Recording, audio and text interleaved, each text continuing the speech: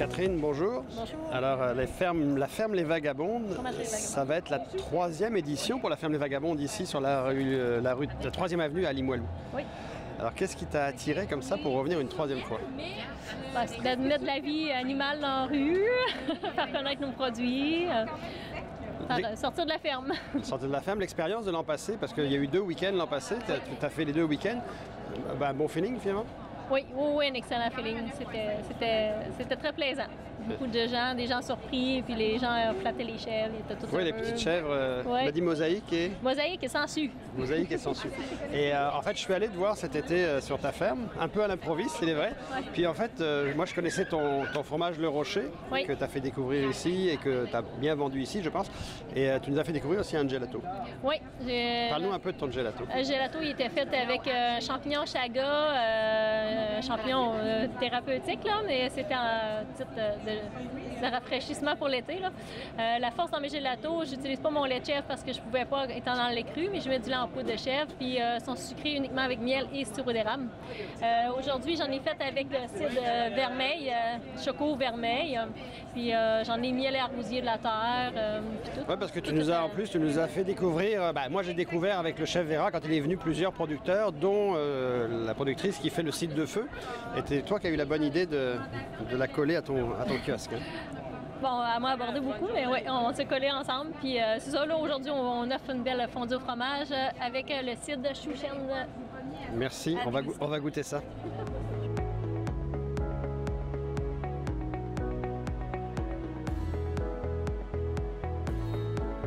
Stéphane Laroche, bonjour. Bonjour. On est content de vous voir là. Moi, j'ai rencontré votre fils à Expo Champs cet été. J'ai vu les ânes, j'ai vu vos enclos. J'ai dit, tiens, ce serait bien.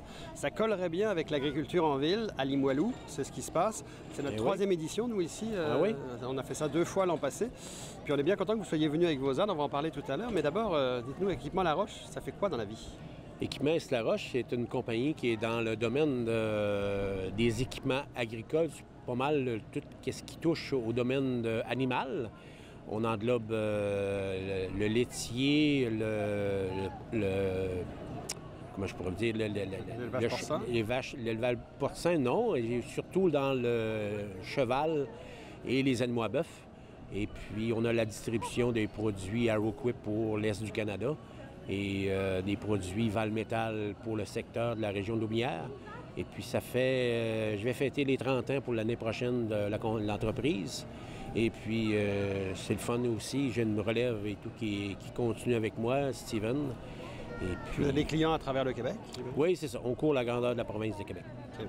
Puis là, donc c'est ça, moi quand j'avais vu Steven, votre fils, j'avais vu aussi les ânes. J'ai dit, ça colle bien avec Limoilou. Là, les ânes sont là aujourd'hui. Ben oui. Et là, les enfants sont tout attroupés autour. Mais dites-moi, là, parce que vous me disiez tout à l'heure, avant l'entrevue, que vous aviez pas un âne, pas 2 ânes, vous avez 7 ânes chez vous? Oui, c'est ça. J'en ai 7. C'est juste... J'aime bien cet animal-là parce que c'est un animal qui est super docile et puis aussi qui est vraiment gardien parce que j'ai des animaux à bœuf aussi, j'ai une ferme. J'ai 30 vaches à bœuf avec les veaux et la relève aussi qui donne à peu près un cheptel de... Et il les protège de quoi? Il les protège surtout des prédateurs, vraiment des prédateurs, surtout les coyotes. Dans notre région, on a beaucoup de coyotes. Et c'est quand ils viennent le temps de la mise bas, ils sont tous alentour à peu près à 50 pieds en rond. Alentour de la vache quand il fait la mise bas. Est-ce que le coyote a peur naturellement de l'âne ou l'âne attaque? C'est là qu'ici, il approche vraiment l'âne. Il se baisse les oreilles. Quand il se baisse les oreilles, parce qu'il est en position d'attaque. C'est sûr que s'il arrive une troupe, mais là, ils vont attaquer avec les pattes d'en avant. C'est vraiment malin.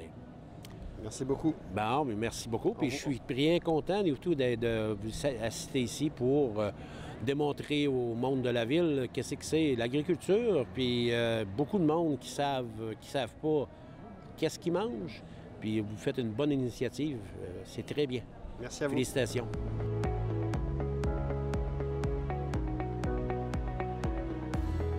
Sophie Gauthier, bonjour. Nature Belle-Île est de retour à l'agriculture en ville. C'est comme la 3e participation. Hein? Exactement. On est venu 2 fois l'automne passé, puis encore cette année. On est heureux d'être là parce que vraiment, on amène l'agriculture en ville. On parle des animaux de compagnie qui font partie maintenant de tous les foyers du Québec.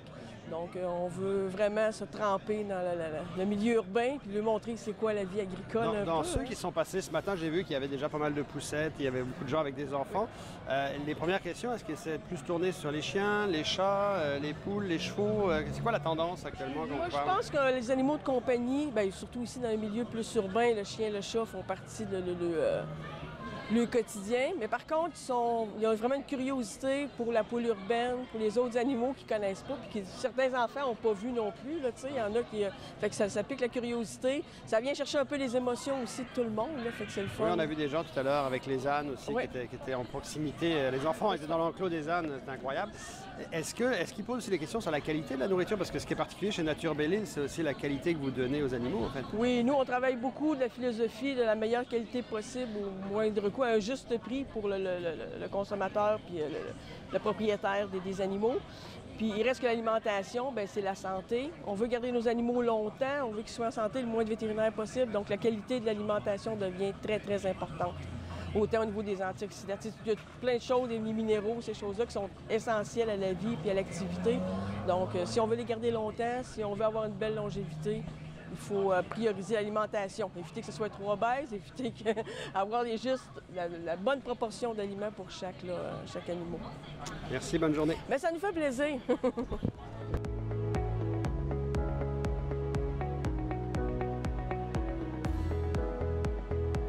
Normand, bonjour. Bonjour. Alors, vous êtes ici avec Du Breton. Exactement. Vous participez cette année, c'est la première fois pour vous. Oui. Nous, c'est la troisième fois qu'on vient, Oui. mais dans Limoilou, l'agriculture en ville. Quel était l'intérêt pour Du Breton? Ben, moi, je suis... pour Du Breton, moi, je suis éleveur de porcs. Moi, mon travail chez Du Breton, c'est d'élever les porcs. Je les élève. Moi, je suis en charge de tout le côté agriculture. Moi, on a chacun des choses qui nous drive, des choses différentes. Moi, ce qui me drive dans ça, c'est le bien-être animal, c'est d'offrir une viande de qualité. Je pense aujourd'hui qu'on peut manger une viande de qualité, une source de protéines de qualité. Je vais le remettre là, si vous me permettez. Une source de protéines de qualité et tout en traitant très bien nos animaux. Fait que moi, ce qui me motive ce matin, c'est de faire connaître ça aux gens, de montrer ça aux gens qui voient pas ça, qui sont pas habitués, qui savent pas que la saucisse qu'ils consomment vient de quel animal. Fait que pour nous, ce qui est la particularité intéressant... chez vous, c'est que le cochon est en liberté, en fait. Le cochon est en liberté. À partir de la maman, qui est jamais mise en cage, et les animaux sont élevés en groupe, pas de béton, sont élevés sur de la litière, sont élevés avec de la ripe de bois, avec de la paille. Ça leur permet d'exprimer leur comportement naturel, de fouiller, de creuser, toujours en groupe. On fait pas aucune altération physique. Je sais pas si vous avez remarqué, on coupe pas les queues, on coupe pas les dents. Le cochon est intégral. On leur donne le double d'espace que le cochon conventionnel. Ils sont élevés à 14 pieds carrés par animal minimum. Ce qui nous permet vraiment d'avoir un bien-être animal exceptionnel. Ouais, j'ai vu ce matin d'ailleurs les gens qui se sont arrêtés avec leurs enfants, les poussettes, poser des questions. Puis on voit que dans le quartier, du moins, le bien-être animal, l'environnement de l'animal est très important. Puis les gens ont l'air d'être heureux de voir que ça existe au Québec, ce type d'élevage. C'est ce que je crois aussi. Je pense que les gens aussi ne connaissent pas bien la façon dont les animaux sont produits. Puis c'est ça, on a un travail à faire. Hein? L'agricole, nous, on a un travail à faire pour sensibiliser les gens, leur expliquer c'est quoi, leur expliquer. Tu sais, aujourd'hui, on voit une montée du véganisme ou des gens qui consomment moins de viande. Moi, je pense qu'il faut consommer des légumes, il faut manger mieux, manger plus de légumes verts, mais il y a moyen d'ajouter une protéine de qualité là-dedans qui va. J'ai rencontré une dame tout à l'heure, elle a été 7 ans sans manger de viande, végane. Puis elle dit, ça fait 3 ans que j'ai recommencé à manger de la viande, je me sens beaucoup mieux, je me sens en forme, je me sens forte. Fait que c'est un peu ça qu'on fait. Il y a moyen de le faire en assurant un bien-être, en traitant bien nos animaux de ferme, en les élevant de façon éthique. Et là, je ne vous parle pas, on élève aussi nos animaux sans antibiotiques, qui est un avantage supplémentaire. On sait que, vous lirez là-dessus, la résistance aux antibiotiques, c'est quelque chose qui, dans les prochaines années, va devenir plus meurtrier pour les humains que le cancer. Donc, je pense qu'une des solutions à ça, c'est de faire un peu ce qu'on fait, de diminuer l'utilisation des antibiotiques. Nous, on les a bannis complètement de nos élevages. Et aujourd'hui, les gens qui sont ici peuvent goûter justement les produits. Ce qui est assez extraordinaire, c'est qu'il y a les cochons, il y a le barbecue. Exactement. Tout est là. Exactement. Et les gens peuvent voir la qualité de vie que ces petits cochons vont avoir toute leur vie, mais aussi la qualité de la viande que ça donne aux Tout à fait. On fait déguster des saucisses. On aura d'autres aliments un peu plus tard aujourd'hui. Merci. Fait que merci d'organiser ça. On est bien contents. Puis je pense que si ça continue, on va être là l'année prochaine. Merci. Merci. Au plaisir.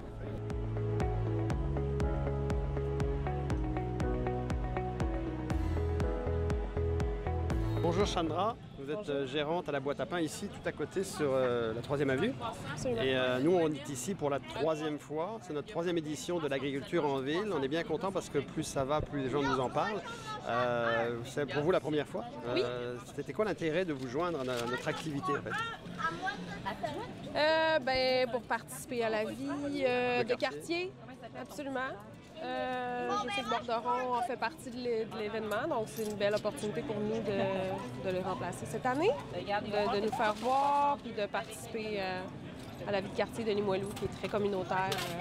Puis là, vous proposez donc les produits. C'est quoi les produits de la boîte à pain? Les gens, parce qu'on connaît la boîte à pain pour la boulangerie, c'est aussi un petit café jusqu'à un certain point parce qu'on s'arrête des fois le matin, puis on prend notre café sur la baie vitrée. Donc c'est plus qu'une boulangerie. On offre énormément de produits. On est quasiment rendu comme une petite épicerie générale. Là. On a les viennoiseries, plusieurs variétés de viennoiseries, une quarantaine de sortes de pains. On a beaucoup étoffé le menu café, donc on peut venir prendre un bon café avec les viennoiseries. On a des pizzas, on est aussi une pizzeria. Mm-hmm. On a des produits du marché, donc des mets à emporter, prêts à manger.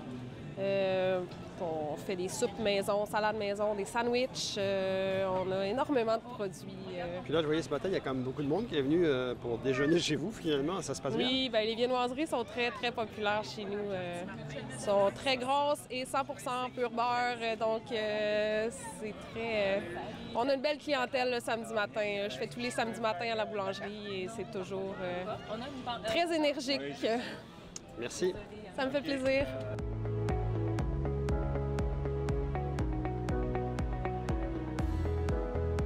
Daniel Papillon, bonjour. Bonjour. Vous êtes ici pour la première fois. Nous, c'est la 3e fois qu'on fait l'édition. Vous êtes pour la première fois ici pour représenter la Société d'histoire, la Société historique de Limoilou. Alors, c'était l'idée, c'était quoi? C'était de venir rencontrer la population du quartier? Évidemment, c'est se faire connaître parce qu'on est quand même peu connu. On n'a pas un lien direct avec l'événement, si on peut dire. Là. Ceci dit, il n'y a pas si longtemps que ça, un peu plus d'une centaine d'années, on était sur des terres agricoles ici et c'est ce qu'on a apporté aussi, quelques photos qui rappellent que là, juste 100 ans, un peu plus de 100 ans, mais Limoilou, c'était essentiellement des terres. Bien justement, quand on a su que vous veniez en fait, à l'événement, on était content pour ça, parce qu'en fait, on avait cette image de Limoilou, terre agricole. Parlez-nous un peu de ça. C'était vraiment cultivé à grandeur du quartier ici. Oui, on peut peut-être montrer une photo ici. Dans le bas de la photo, c'est Saint-Roch, la rivière Saint-Charles. Et vous voyez, ici, mais c'est essentiellement des terres agricoles. Donc, oui, c'était cultivé. Et même quand on a commencé à développer, les frères capucins de la première paroisse de Saint-Charles de Limoilou avaient leur jardin. Mézeray aussi, qui est toujours dans Limoilou, c'est des terres agricoles essentiellement. Le séminaire avait... on associe souvent Mézeray à une colonie de vacances du séminaire, mais essentiellement, c'était leur domaine pour cultiver leurs carottes, puis leurs patates, puis c'était leur grenier aussi. Là. Donc, c'est vraiment, le développement de Limoilou se fait sur une terre agricole, celle des Anderson, qu'on va lotir et qu'on va vendre. Et tout près d'ici, il n'y a encore pas très longtemps, il y avait aussi Expo Québec, oui, où il y avait la présentation des animaux de l'agriculture, qui n'existe plus aujourd'hui. Oui, qui était une foire agricole. Essentiellement, au départ, l'Expo Québec, c'était pas un centre d'attraction de jeux, de manège, tout ça. C'était essentiellement une exposition, des concours bovins aussi, des concours agricoles. Bien oui, essentiellement. Donc, en 1912, quand la municipalité de Québec municipalise cette foire agricole-là, on l'amène dans la banlieue de la Ville de Québec. À ce moment-là, Expo Cité, c'est vraiment la banlieue de la Ville de Québec. Il n'y a rien de développé autour. Là. Donc, vous voyez, l'histoire n'est pas si lointaine que ça du domaine agricole qui est à Limoilou. Alors, c'est très bien et c'est pour ça qu'on y revient. Oui, voilà. Merci. Bienvenue.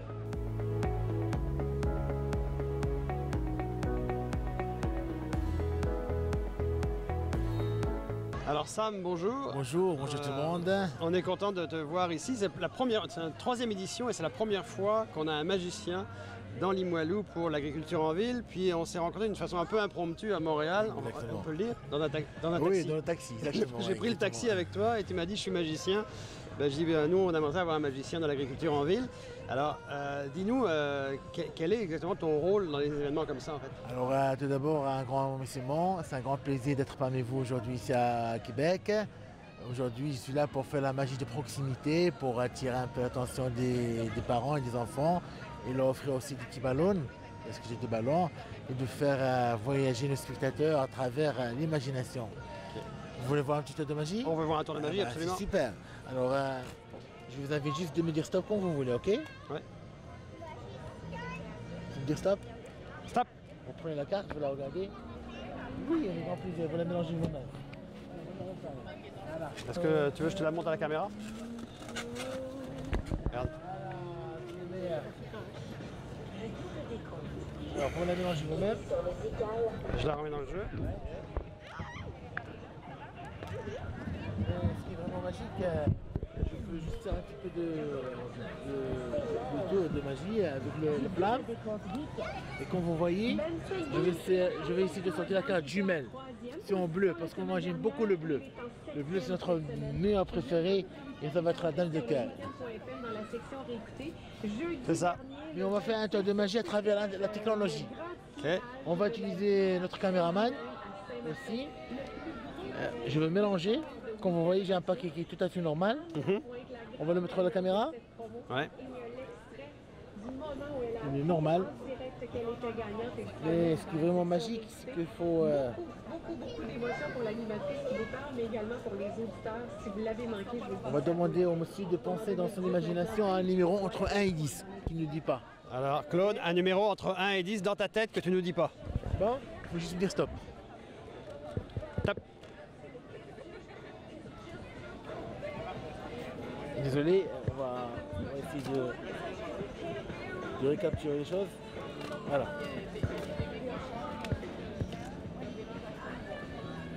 C'est bon? Stop. Quel est votre numéro, monsieur?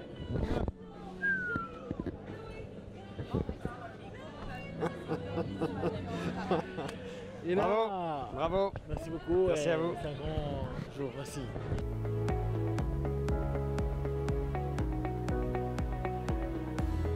Sarah Maud, bonjour. Enchantée. Ça fait quelques fois qu'on se voit. Oui. C'est dans la 3e édition. Exact. Tu es là à tous les coups. T'es venu avec la vache à chaque fois, ce qui était un peu le point central qui a démarré l'agriculture en ville à Limoilou. Tu es aussi ce week-end avec Raymond. Puis on est content parce que Raymond, la 2e édition, elle avait la grippe. Puis il y a beaucoup de gens qui se disaient mais où est Raymond, où est Raymond? Oui, il a cherché. Il a cherché. Donc, explique-nous, c'est quoi exactement ta ferme? C'est une ferme d'éducation en fait auprès de. En fait, je fais la zoothérapie avec les animaux de la ferme. Fait que je les apporte dans les CHSLD, les résidences, les écoles, les garderies. Puis parce qu'on s'entend que les animaux domestiques, c'est souvent commun. Là. Fait que les personnes âgées, souvent ils ont été élevées sur des fermes. Fait que, ça leur rappelle de souvenirs, sinon, mais ça les sort du commun. Là. Fait que c'est plus pour la zoothérapie, là, la ferme que j'ai. OK. Puis toi, t'as combien d'animaux comme ça, en fait, que tu peux en rotation, là? C'est sûr que j'ai plusieurs animaux, là, parce qu'il me faut de la variété. Là. Fait que j'ai à peu près une 60aine d'animaux au total. Là. OK. Puis les gens, quand ils viennent ici, c'est quoi la réaction? Parce que je sais que l'année dernière, déjà, la vache, ça surprenait tout le monde. Une vache sur la 3e avenue, c'était un peu surprenant. Un alpaga, c'est un peu rare aussi, oui. Mais en fait, les gens sont quand même surpris parce que, même les enfants en ville, c'est pas quelque chose de commun pour eux, là. Fait que, ils posent beaucoup de questions. Il y en a qui me demandent même si c'est une vache, là. Fait que, je veux dire, quand ils voient dans les livres, puis en vrai, c'est différent, là. Fait que, c'est ça. Puis les alpagas, qui sont le mouton, puis l'alpaga en dehors du parc, c'est sûr que ça permet aux gens, il n'y a pas la barrière, là, fait que, ils vont plus les flatter, là. Fait que c'est ça. Ben, merci beaucoup. Ça fait plaisir.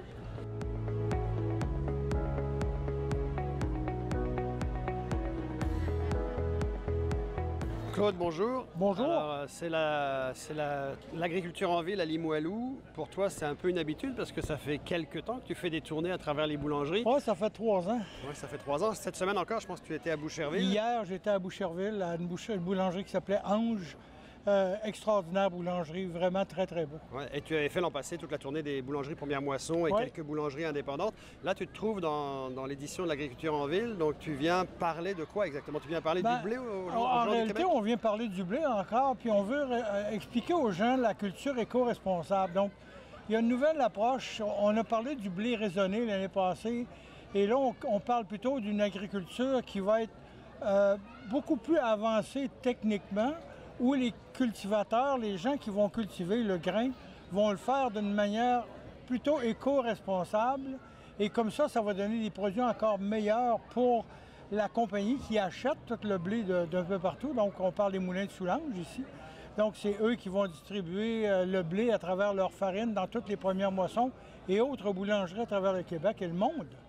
Alors merci. Puis en fait, toi, tu vois ça tourner un peu les gens autour. Est-ce que tu sens que les gens ont tout d'un coup un intérêt? Il y a des animaux, c'est sûr.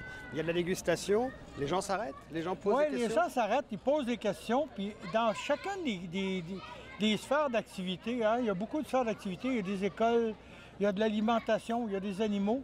Et ça permet justement aux enfants de la ville de rentrer en contact avec les animaux. Et pour les gens qui sont un peu plus, je dis pas cultivés, mais qui veulent en apprendre un peu plus, viennent nous rencontrer, on leur les explique et on a même un fabricant de pain et de croissants sur place. Donc, ça permet aux gens de mieux comprendre qu'est-ce que c'est que l'alimentation et surtout une culture éco-responsable. Oui, aujourd'hui, on a la Pointe à Pain qui est effectivement le partenaire pain de cette journée-là. Bien, écoute, Claude, on te remercie. On remercie aussi les Céréaliers du Québec qui, effectivement, font beaucoup d'efforts depuis 3 ans avec ta collaboration, la collaboration de la vie agricole pour faire connaître le blé.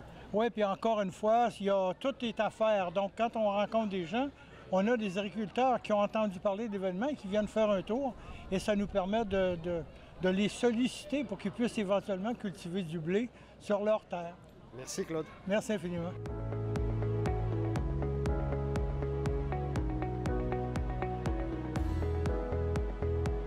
Irélis et Juliane, bonjour à vous deux. Donc, l'ITAC est de retour, l'Institut de technologie de l'agroalimentaire de la Pocatière et Saint-Hyacinthe est avec nous. C'est votre deuxième ou troisième participation, en fait, oui, à Limoilou. Qu'est-ce qui vous a amené à revenir dans l'agriculture en ville, en fait? Bien, moi, j'avais vraiment aimé ça l'année passée, pouvoir répondre aux questions puis aux mythes que les gens ont, parce que souvent, les gens voient passer plein de choses sur Internet qui sont pas nécessairement vraies au Québec. Fait que moi, j'aime ça, éduquer les gens puis leur montrer vraiment c'est quoi, là. Puis je sais que l'an passé, les gens s'étaient beaucoup intéressés sur le parcours du lait, sur l'estomac de la vache, etc. Là, cette année, je vois qu'il y a une poule ici sur la table. On explique quoi avec la poule, là? En fait, on explique vraiment le système anatomique de la poule, comment que l'œuf est fait, puis c'est pas mal ça qu'on explique. Qu'est-ce que ça mange aussi. Puis est-ce que les gens posent plus de questions sur c'est quoi la formation pour aller en agriculture ou ils s'intéressent plus à la nutrition de l'animal en tant que tel? Je pense plus la nutrition aujourd'hui que le monde s'intéresse. Oui, on a parlé un petit peu là, de nos programmes quand même, mais plus la nutrition, puis on a beaucoup d'exemples. Fait que les gens s'y intéressent, là, ils connaissent pas trop ça, fait que c'est plaisant. Ouais. C'est un petit peu l'objectif de l'agriculture en ville, amener la campagne vers eux. Oui, puis on a amené le avant avec la plante au complet, puis le produit après. Merci beaucoup à vous deux de votre participation. Merci à vous. Merci.